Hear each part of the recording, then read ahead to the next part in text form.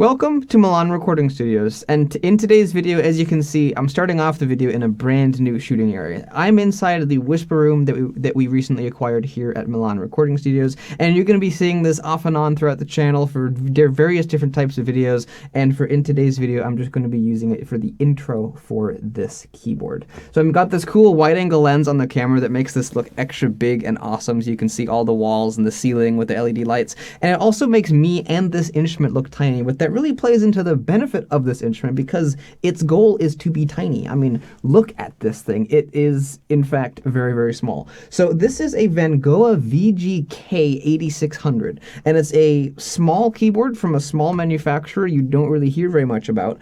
And honestly, the form factor alone intrigued me. I was browsing on Amazon and I saw this instrument. I was just like, I need to see how this thing plays because it is impossibly thin. It has like an actual action that has, like a hinge at the back and moving parts, and it even has velocity sensitivity, so touch sensitivity, which is interesting because some of the other super slim folding digital pianos that I've played, one of them didn't even have touch sensitivity, but this one does, which is a benefit. So that's kind of interesting as well. The thickness of it is only 1¼ inches from the front, from the bottom to the top, and that's in the back where the instrument is a little bit thicker. That's about 3½ centimeters, I believe. So it's impossibly thin, and it has a actual action. I say actual because it's like a synth type action, unlike the weird computer keyboard clicky keys we saw in the other videos. So it has a action that feels relatively acceptable to play on. It really doesn't feel bad at all when you're just playing it with the instrument off. You've got touch sensitivity. You've got a high build quality too. You actually have a mostly metal construction. The end caps are plastic and the touch panel control thing is plastic, but everything else is metal. The entire underside and this side here and this front bit here are all metal, and so the instrument has a very sturdy feel. It doesn't really twist and warp, and that's something you don't see too often in digital pianos as a whole, all metal construction, never mind something that only costs $139 US. So with all those things in mind, this instrument, I think, has some potential to actually be quite good for what it is, a super slim, ultra-portable digital piano. Now, having said that, although at the surface it appears to be quite nice, of course, we're going to talk about the sounds and what it actually feels like to play it later on in the video. But what I wanted to do was first talk about the things it comes with. So, of course, it comes with a power cable. It's just a generic power cable. What's weird is it doesn't come with a USB cable. It does have a slot on the side to put a USB cable in, so you can either power it with USB or gain USB MIDI functionality through that USB cable, but it doesn't actually come with a USB cable, which is kind of weird. And then the other thing that it comes with that is also kind of weird is one of these mini jack pedals. Now, all the mini jack pedals I reviewed on the channel have been hot trash, and this is no exception. In fact, I think this one is the worst of them all. Listen to the noise it makes when you push it down.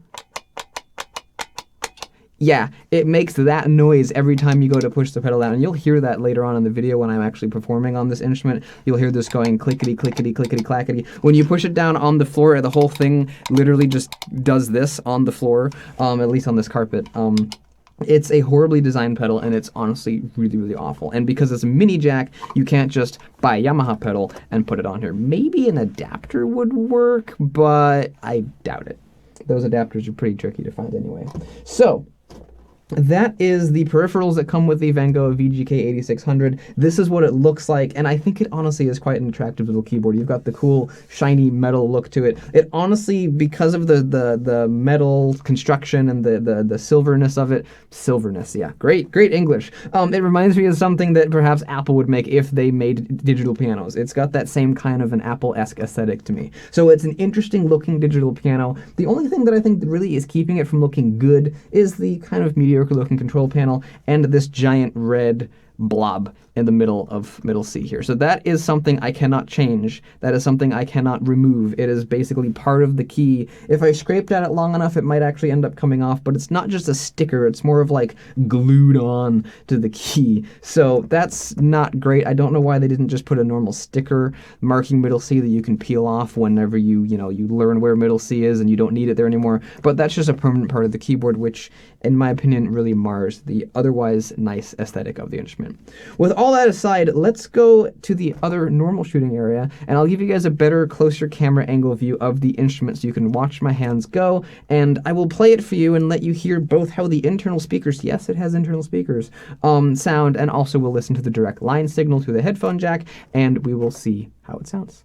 Let's hear how the internal speakers and all of the extra noises that it makes sound like on the Vangoa. And I say extra noises because I'll be using my normal microphone, and we can also hear what noise the keys make and what noise the pedal makes, and the internal speakers. So let's play a few chords here and some little melodies, and we'll just listen to the internal speakers.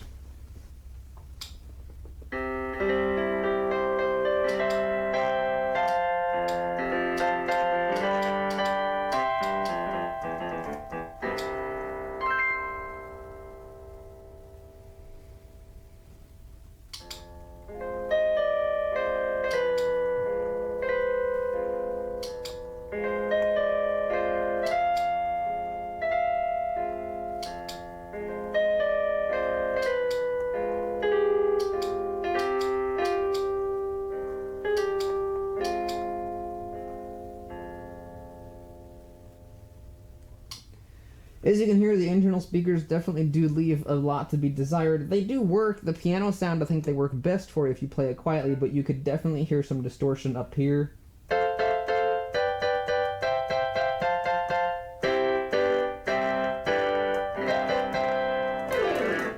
So they definitely do break up very easily, mind you. This is extremely quiet. That's, first of all, that's at volume, I guess, 20 or 21. I'm not really sure. It's somewhere in there. And it goes up to about 32. So the volume isn't maxed all the way out, and it's that quiet, and the speakers are already breaking up. So I believe the volume was at 20 there, and it goes up to 32. So the speakers were already breaking up, and as you can hear, that's as loud as you can play the instrument.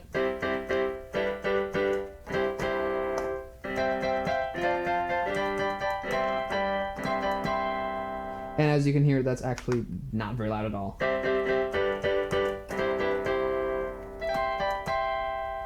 Certain sounds in the instrument actually make it freak out like crazy. The rock organ in particular earlier was making the speakers go crazy.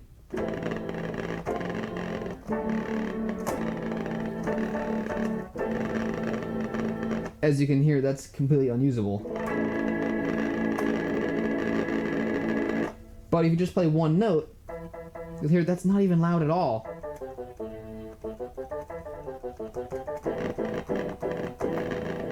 It's just the speakers are terrible. Now you might be wondering, where are the speakers? I don't see any vent holes, any speaker holes, any speaker grills. And that's because there are no speaker grills. So where are the speakers? Well, they are underneath of the keys. And I kid you not, there is a speaker under here, and there is a speaker under here. So it actually has two different speakers. And they are underneath of the keys. And that is honestly kind of unbelievable that there's actually little tiny disc speakers underneath of the keys. So that in itself, I guess, is kind of impressive. But the speakers themselves, either there's something wrong with mine or they're all this bad, one of the two. And if they're all this bad, there's not really much of a point in even having internal speakers, because A, they're super quiet and you'd never hear this thing in any environment that's any loud. You probably wouldn't even hear this if you were in a coffee shop. Like, if you were using the internal speakers, you couldn't hear it. So there's no reason to have internal speakers if they can't be loud, and since the form factor is 1.5 inches thick, 1.25 inches thick, there's no point in having internal speakers, in my personal opinion. Because everyone's just going to use headphones, which is what I'm going to do now. I'm going to plug in a cable that's going to allow me to hear this instrument through an amplifier and also going into my recording interface. So we are going to plug this in, and then I'm going to show you the direct line output signal of the instrument back on the default grand piano sound, and we will hear what it sounds like.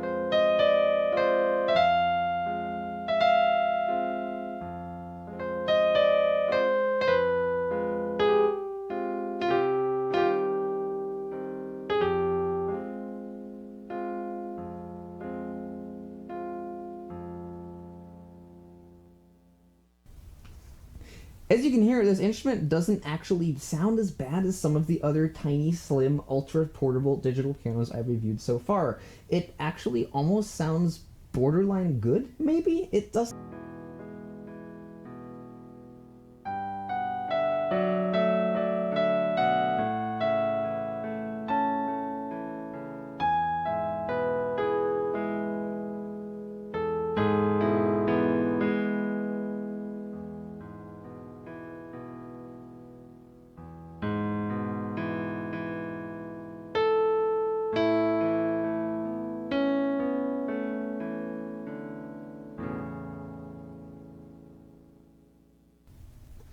Now, when you start to play a piece with sensitive, delicate dynamics like that piece has, you can start to hear some of the issues that this key bed has. And unfortunately, although as a whole I think it's okay, it definitely does have its issues, and one of those is the keys and the dynamic response. So yes, it does have touch sensitivity. Take a listen.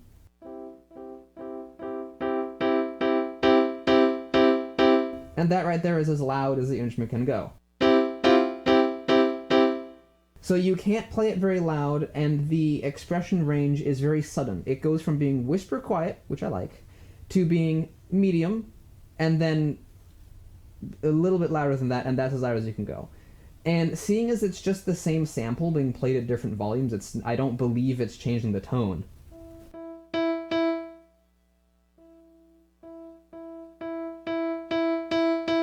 It does almost seem to get a little bit brighter as we go along, so it might be a little more advanced than some of these other ones we've seen. But so if it is having two different sounds, that's cool. But it's not a radical difference. But regardless, I would like to see more steps, or at least a wider spacing between quiet and then loud. And that's because basically it's almost like a super like exponential curve. So like quiet is one step, and then just a tiny bit of pressure difference equals a large jump in volume, and then an even smaller pressure difference makes an even larger jump, and then that's your max volume. So there's not a wide range of dynamics you can create with this instrument, and that I think is one of its limitations. The action itself is actually very easy to play. It's very light, and as a playability thing is concerned, as far as how mobile and nimble the action is, it actually feels decent. It feels comparable to what you might expect from, your average like MIDI controller synth type of thing. So it has a decent sort of feel. It's just for piano and for delicate dynamics, it really doesn't work that great. This has a similar flaw to a particularly infamous digital piano I reviewed a while back, and that is that the black keys on this feel more resistive than the white keys. They have more kind of a weirder, like, I don't know what the word is. They just feel more springy than the white keys. And that's another reason why some of my notes were coming out very loud and there are these bursts of volume. Because also, if that wasn't enough, the black keys are kind of sticky, and they kind of feel like they want to like stick to their upper resting position. So when you go to press them, they don't want to move, and then they just kind of want to drop down. And that's a really, really, really subtle thing that most people wouldn't notice, but I do notice it. And that's just something that makes them a little bit difficult to play. The black keys themselves have a very nice texture, I must add. It doesn't necessarily feel like ebony, but they do have a very nice little satin finish to them, which is something you'd expect in like, a $400 or $500 digital piano, not a one that's $130. So that's a nice attention to detail. So Vangoa's put some effort into this, and I think this is so far the best key bed we've seen in a little tiny piano of this form factor, but of course it still has a long way to go. The actual sound itself isn't horrible. It's not the worst I've ever heard, but of course there's only so much you can expect for $139. There's other sounds in here too that I think we're going to touch on too. Let's move on to the electric piano, the Rhodes. It's actually named Rhodes piano. You hardly ever see that. It's literally named Rhodes. Usually they just call it electric piano because they don't want to use the Rhodes name because copyright, I guess. But they just blatantly say Rhodes piano on this little display, which is pretty decent. I'm going to talk about that display in a little bit because I haven't played this thing in a little bit. So let's play the Rhodes piano sound and see what that sounds like.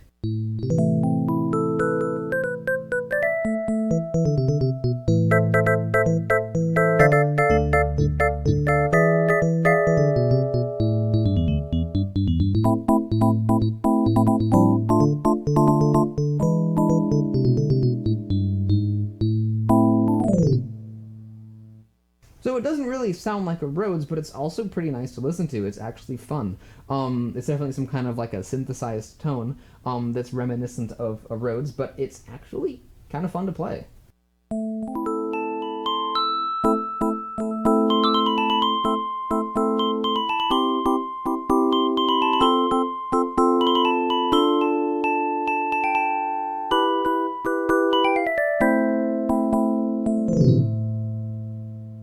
You might notice I'm doing lots of glissandos, and that's because since it's like an organ type of keyboard, it's very fitting for glissandos, and they're very fun to do.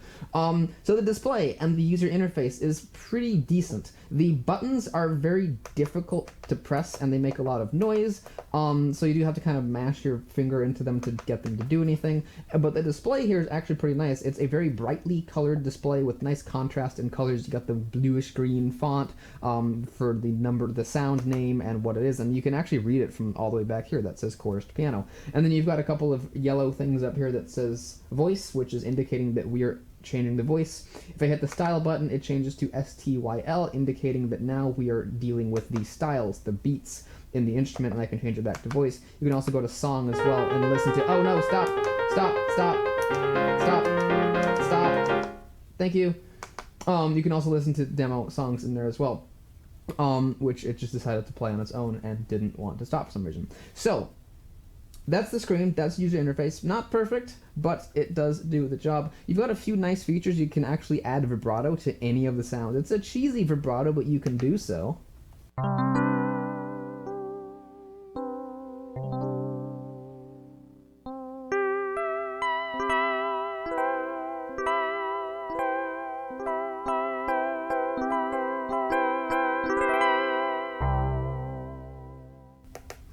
And it doesn't, to me, sound too terrible. It's actually pretty nice. Number 6 sound is a harpsichord, so you can play some, Baroque music on here, some Bach, maybe.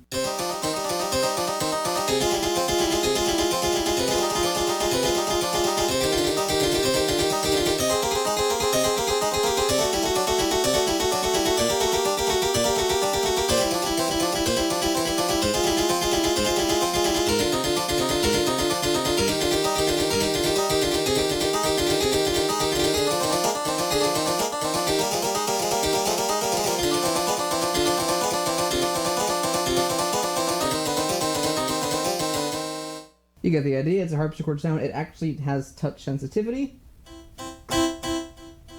which is kind of curious. If we move on here, we got clavinet celesta, which doesn't sound like a celesta, but sounds kind of nice.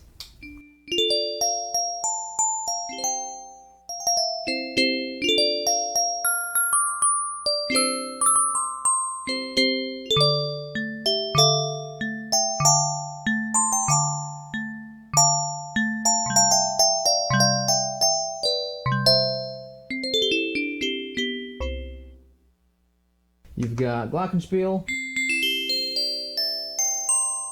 That's not a glockenspiel, but also is pretty. You've got music box, which sadly doesn't do the cool thing that the Donner DEP20 does. It's a completely different music box sound.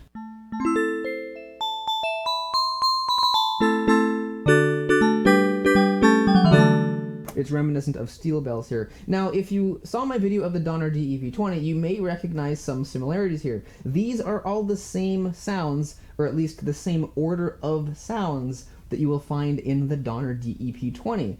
There are missing sounds. That doesn't have the plethora of Chinese ethnic instruments the DEP20 has. Those are all missing. But it has the same order of sounds. If you went to your Donner DEP20, I'm 99% sure that sound number 11 would in fact be a vibraphone. Not that exact same vibraphone, but it would be a vibraphone. Number 12 would be a marimba.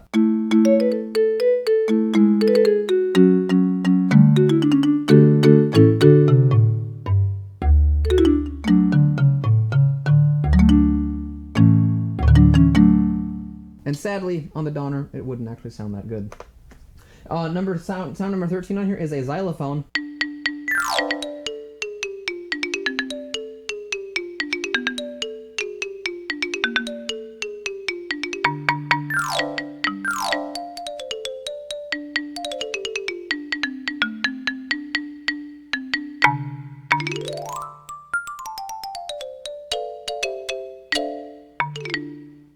told you the glissandos were fun to do on this instrument. 14 is tubular bells, 15 is dulcimer. You've got some organ sounds in here too, which, again, like everything else in here, aren't realistic, but are nice to listen to.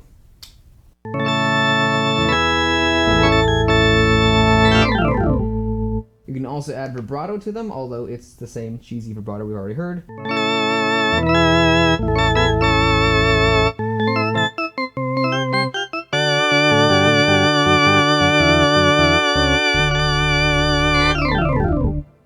If we move on to the next organ sound, this one's my personal favorite organ sound in the instrument. It's the percussion organ.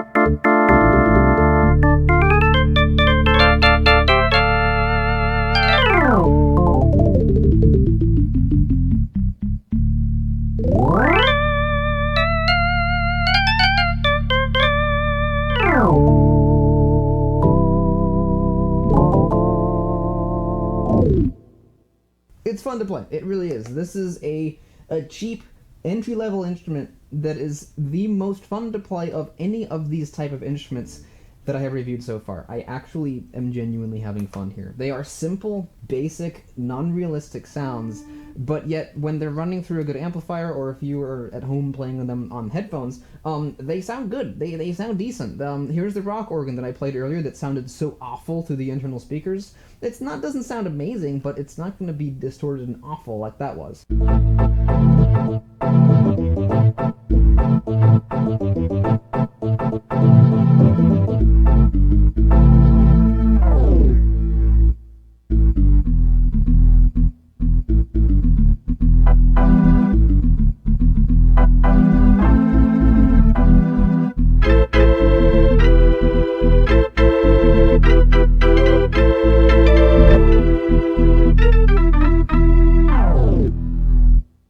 So I like the organ sounds on here. They are simple and non-realistic. I've said that 4 times already. I just need to make that point clear. I like them because they're simple and fun.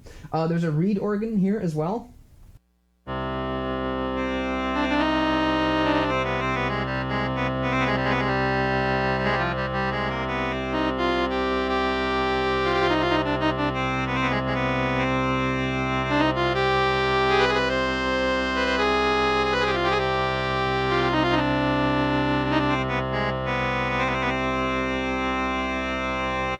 Sounds pretty cool. And we've got a few others. Accordion, harmonica, tango accordion, the same stuff we had in Donner DEP20.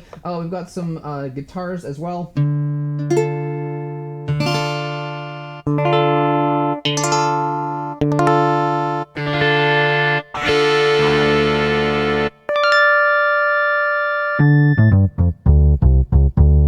We've got some basses here too, which is kind of funny because the internal speakers make these sound like literally nothing. And they're not that great anyway, but they have basses in here.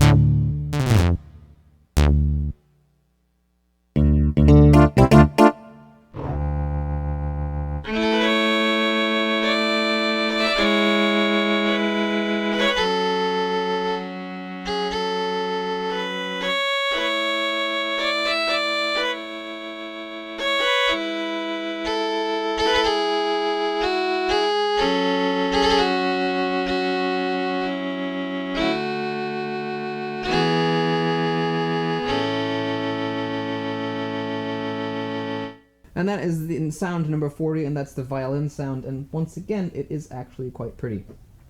We also have a sustain option here, so you can turn that on and...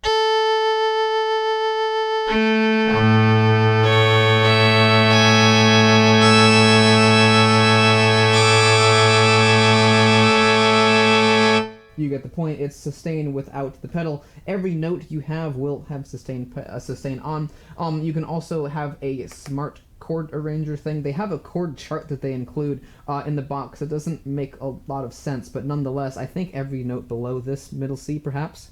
Nope. I believe bass notes down here then will make chords.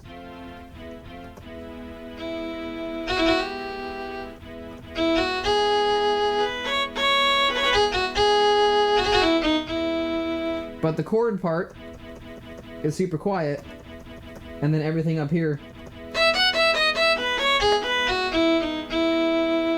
is very loud, so this should be brought up a little bit. And you can't play actual triads, it's just...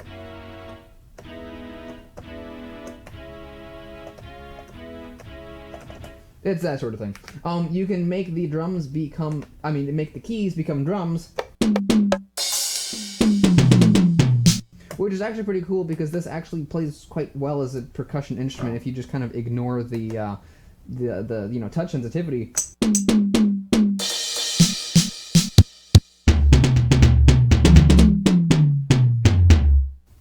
You can have some fun with that. You've also got the rhythms as well. They're not the greatest. I feel like they kind of lag behind. When you tell it to start and stop, it takes forever to actually do so. Like the song demo, I told it to stop like 3 times and then it finally stopped. So, and you can do a fill-in, and it's really, really mediocre. I guess. And then you can also make it do a prelude, and then there's your regular beat, and then you can make it hit a tail, and this is the ending. I guess. So that's not really that amazing. I think it would be better if it was just the rhythms, because the rhythms by themselves are okay. They're nothing fancy. Actually, that one's pretty cool.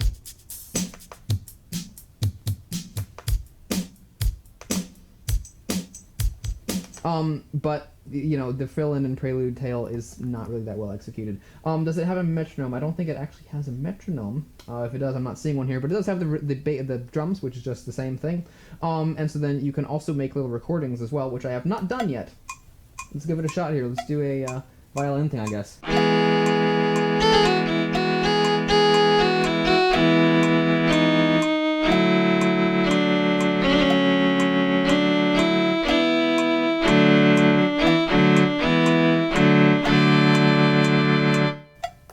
And then will it play it back? Yep. It'll play back that thing, so you've got a basic recorder here, which is cool. What's beat do? Beats the metronome. Okay, that makes sense. So you've got a few different... Wait, can you stop, please? Can you stop? No, stop. Oh. How do I make it go away? There we go. Okay, so the user interface isn't perfect. Things don't always like to start and stop on time and do what you tell them to do, but it is there, and it does work. So I think the user interface could probably use a little bit of improvement, I suppose, and so could the action as well. But it is only $139, and I think for $139 you actually get a kind of a cool instrument. I think for certain people this would be excellent. For certain people who aren't looking for an instrument that they can practice Bach on, and they just want to practice chords and scales, this can do that just fine. And so if you're looking for an instrument that you can use on the road, you could use it with a USB battery bank as well, because you can power it with the USB cable and then use like a portable battery bank to power the instrument when you're not plugged into the wall. So that's a decent second option to just having a built-in internal battery. But as a whole, the Vangoa VGK8600 is actually kind of cool, and although it's far from perfect, I do think it is the best instrument of this type that we have seen so far. Perhaps we'll find something that can knock this out of the water, but for so far, this is the best hyper slim, hyper portable digital piano that I have run across, and I actually, to an extent, I actually like it. So that has been my review of the Vangoa VGK8600, and I do hope that you guys have enjoyed it.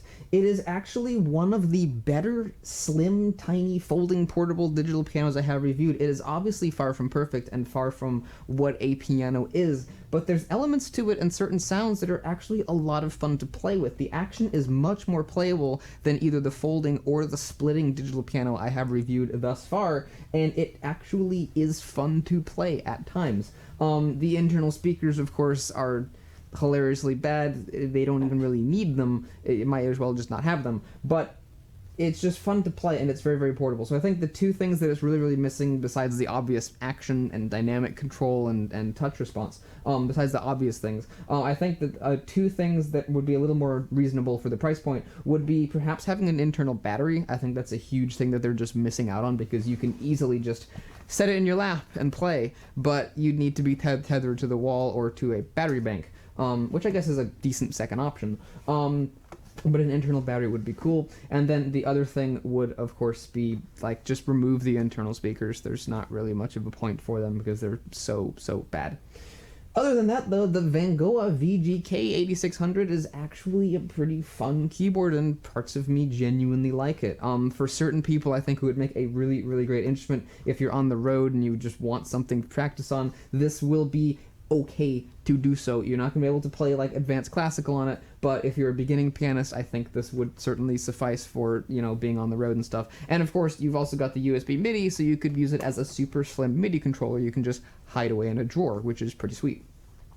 So I do hope you guys have enjoyed this video of the Vangoa. If you did, you might want to go check out my channel. I've got lots of cool videos of acoustic pianos, digital pianos, and all kinds of other cool stuff, from really slim things like this to the really thick things like the Donner DEP20. So if any of that sounds cool, you might want to go check out my channel, and if you do that, thank you very much. Don't forget to sub to my second channel down below in the description, and if you want to, you can sign up for the Patreon, and I will see all of you in another video.